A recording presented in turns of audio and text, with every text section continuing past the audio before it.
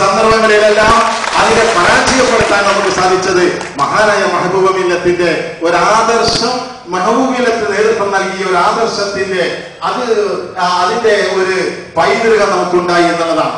ആ ഒരു കാഴ്ചപ്പാടിൽ നിന്നുകൊണ്ട് തന്നെയാണ് പാർട്ടി സ്കൂൾ എന്ന് പറയുന്ന ഒരു സംഗതി സയ്യിദ് സാഹിബ് നിരന്തരം പറഞ്ഞ കാര്യമായിരുന്നു. കുറെ മുദ്രാവാക്യങ്ങൾ ഉയർത്തി, കുറെ പോസ്റ്ററുകൾ ഒട്ടിച്ച്, കുറെ അത്യധ്വാനം ചെയ്ത് കാലഹരണം ചെയ്യപ്പെടേണ്ടതല്ല പൊതുപ്രവർത്തനം എന്നത്. പൊതുപ്രവർത്തനം എന്ന് പറയുന്നത് ആദർശാത്മകമാകണം. പൊതുപ്രവർത്തനം എന്ന് പറയുന്നത് സത്യസന്ധമാകണം. പൊതുപ്രവർത്തനം എന്ന് പറയുന്നത് സാംസ്കാരികതയും സദാചാരവും ഉൾക്കൊള്ളുന്നതായിരിക്കണമെന്ന് സയ്യിദ് സാഹിബ് നമ്മെ പഠിപ്പിക്കുന്നുണ്ടായിരുന്നു. രാഷ്ട്രീയത്തിന് മൂല്യങ്ങളുണ്ട്, രാഷ്ട്രീയത്തിന് സദാചാരമുണ്ട്, രാഷ്ട്രീയത്തിന് സദാചാര സാംസ്കാരിക ബോധമുണ്ട് എന്ന് മഹാനായ മെഹബൂബ മില്ലത്ത് നമ്മെ പഠിപ്പിക്കാറുണ്ടായിരുന്നു.